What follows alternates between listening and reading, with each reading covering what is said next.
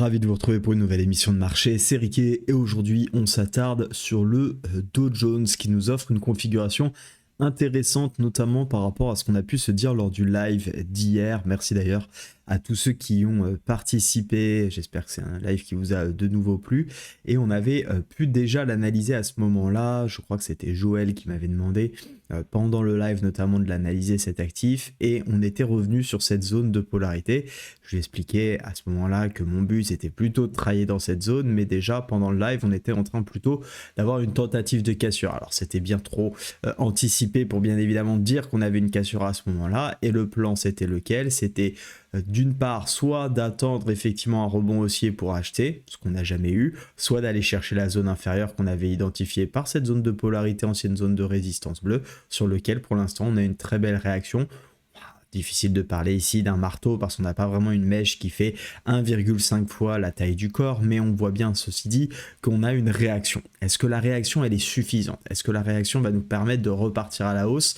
Bien malin celui qui sait. Pour le moment en tout cas, ce qu'on voit c'est que les acheteurs défendent, en tout cas sur la fin de session, ont décidé de racheter cette zone. Ça va être intéressant de voir un petit peu ce qui se passe cet après-midi, voir si on a la capacité, pourquoi pas, et bien de rebondir jusqu'à cette zone violette, ou alors pourquoi pas, ceux qui aiment s'appuyer sur les retracements de Fibonacci, même si c'est, je le rappelle, pas vraiment un niveau de Fibonacci, les 0,5 c'est plutôt quelque chose qu'on est venu rajouter puisqu'on retrace en fait la moitié d'un mouvement. C'est vrai que les 0,5 sont intéressants également, qui viennent se confondre donc dans cette zone. Ça c'est le premier point sur lequel effectivement on pourrait songer à être à l'achat.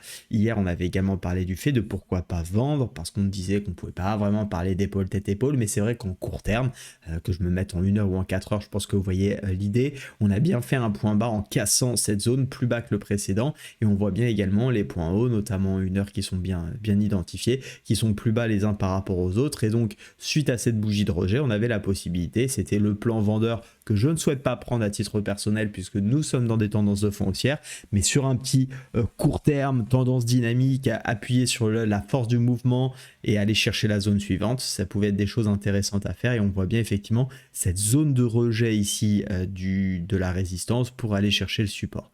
Donc pour cet après-midi, ce qu'on va plutôt essayer de faire, c'est voir si on a une zone de consolidation. J'en ai parlé un petit peu pendant le live également hier, une phase de consolidation assez brève qui pourrait ce matin par exemple se matérialiser par ça et puis venir casser le dernier point haut, avoir une validation comme quoi on a une petite zone d'accumulation très court terme, mais c'est ce qu'on cherche, c'est une petite zone ici pour repartir de l'avant et essayer de se remettre dans le sens de la tendance de fond, retourner temporairement en tout cas cette impulsion baissière et essayer de retracer au moins la moitié du mouvement pour chercher de nouveau un trade plutôt dans le sens des achats. L'objectif ça peut être les 0,5, ça peut très bien être aussi la zone rejetée, qu'on voit à ce niveau-là.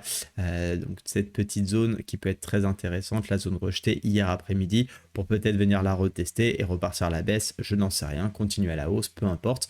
Bien évidemment, on a un joli signal, je trouve ici en swing, pour ceux qui voudraient poursuivre la tendance haussière. Je trouve que cette belle bougie ici de réaction haussière permet d'avoir bien creusé dans la zone et finalement nous donne un niveau d'entrée intéressant pour pourquoi pas aller rechercher les 0,618, voire bien évidemment 100% si on a vraiment envie de se positionner dans le sens de la tendance de fond. Je voudrais juste terminer cette émission pour vous rappeler que sur mon Telegram et Discord, vous avez la possibilité de réserver un créneau de 30 minutes avec moi pour parler de vos problématiques trading. C'est un échange qui est offert et pour également découvrir le programme Capital 100K que je vous présente puisque je cherche toujours encore quelques personnes pour nous rejoindre sur le mois de novembre si vous êtes intéressé par être formé, coaché et avoir un challenge qui vous est payé par mes soins pour obtenir 100 000 de capital, d'autant plus que Darwin X 0 va nous apporter très prochainement une énorme annonce qui vient vraiment dans la lignée de cet accompagnement. Donc n'hésitez pas à venir profiter de cet appel qui vous est offert. Il vous suffit par exemple de cliquer sur mercredi 30 octobre et de venir sélectionner l'heure et les créneaux qui vous sont préférables. Vous voyez, il y a des jours où il y a un peu plus de créneaux que d'autres, donc venez les saisir. Excellente journée à toutes et à tous, soyez prudents sur les marchés comme d'habitude. À très vite, ciao.